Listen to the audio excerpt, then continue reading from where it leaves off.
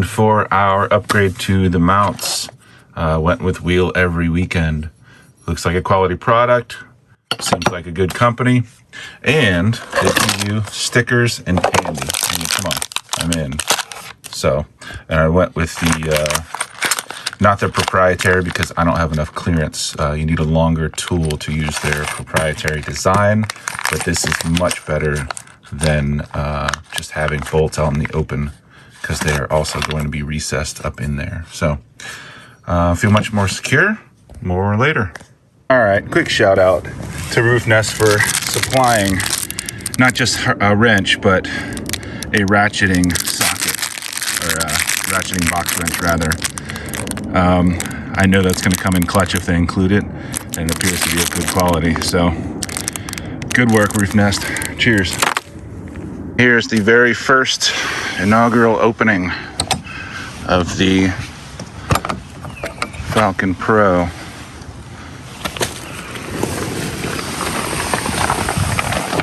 New tent smell.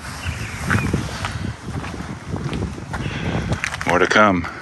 Piece of advice, I took out the mat so it'd be easier to get it up top. There are metal shavings in here just from production, so I'm gonna vac those out now. I don't want those posing a problem when I put like an inflatable mattress in here. I mean, they're super fine, but nonetheless. So what we've got on the back, I made this out of the crossbars that come with the Prinsu. They gave me more than I'll ever need. So I hacked a couple in half. I shortened these by 2 inches total, so 1 inch on each side, because as you'll see, they bolt to the inside of the rails, and they're exactly 1 inch by 2 inches. So bolt that on, and then I have another crossbar here with a roller on it that can take a good bit of weight. It's an industrial roller. And the idea here is I'm going to put a rubber grip here on this outer one, and this doesn't live up here full time, otherwise I couldn't open this. This is just for the one-man installation. So put a rubber grip here. The idea is to stand the rooftop tent up on, say, a hand truck, wheel it in, tip it onto it, then lift it up, bench press it, it hits the roller, and we roll forward. So in theory, that's the plan. We'll see if it works.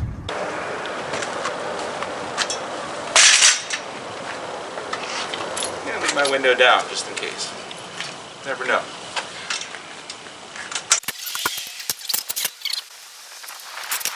Sink this through. Tip up like that. Yeah, that's right, right? Be right back.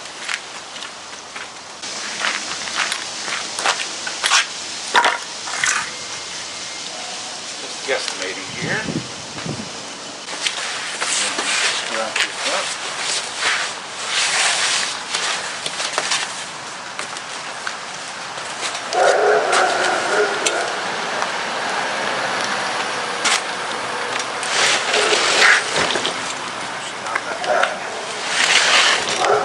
Lightweight, but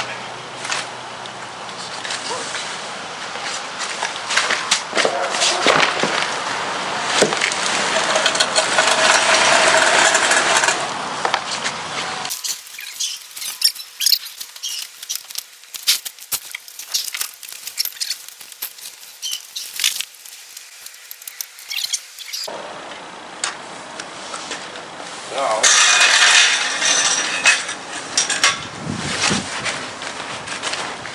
So far, so good. The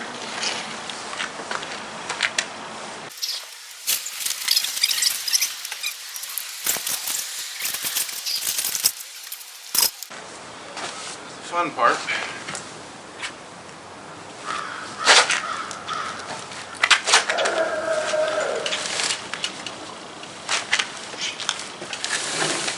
Still quite heavy, but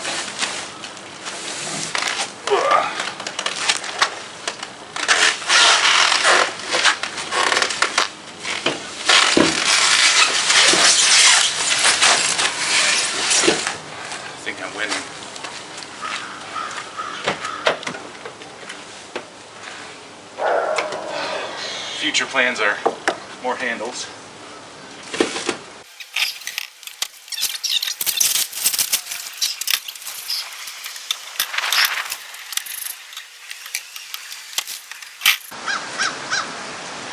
it's up. I did it by myself. Quick installation tip. As far as your mounting hardware, I'd suggest maybe putting that in when it's on the ground.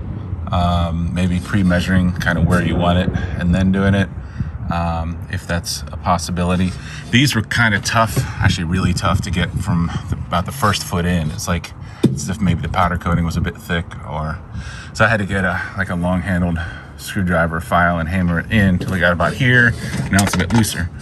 But as you'll see, depending on the rack, I had to prop it up because there's no way I can get my hands, you know, in the allotted space. So just a tip or something to be expecting. Either prop it up or do this on the ground. So unfortunately, these Wheel Every Weekend mounts are just not going to work for me. It looks like a great product, but simply because I can't fit my hand in there to tighten it down. I kind of barely made it to the back one there because I could squeeze my arm in there. It's a real pain. There's no way I'm going to get to this inside one, nor will I be able to fit into that one to either tighten or loosen them. So again, great product, but if you have a Prinsu rack on a 4th Gen 4Runner, I would explore other options. So on second thought with the mounts, I just decided to slide my crossbars back and forward so that I could reach them from the opening. And then in the front, I was like, oh no, I have an awning. I'm gonna take the awning off, the wind fairing off every single time. But then my brother was like, dude, you have a sunroof. And he was absolutely right. So I can just put them on from the inside.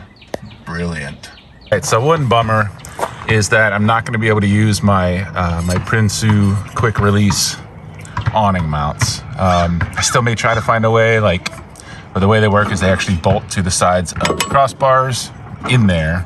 And then as you can see, that groove it's basically meant to slide onto that rail there. And technically, if I put these on first, technically they'd fit. They'd be a real tight fit once you put the 10 on.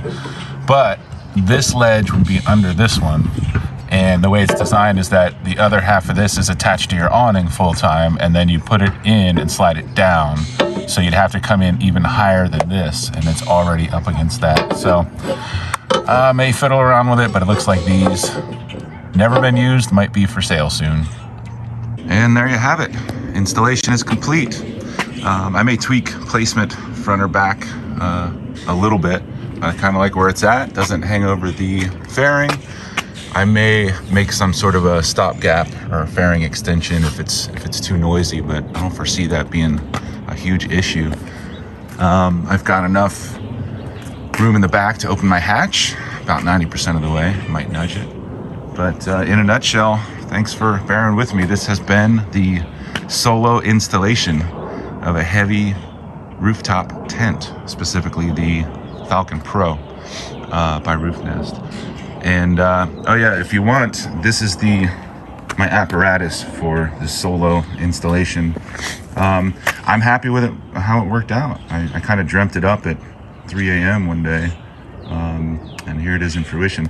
If you want to know more about it, dimensions and parts and all that, just comment below, and I'll get on that, maybe a more detailed video as well when I can. But there you have it. Cheers.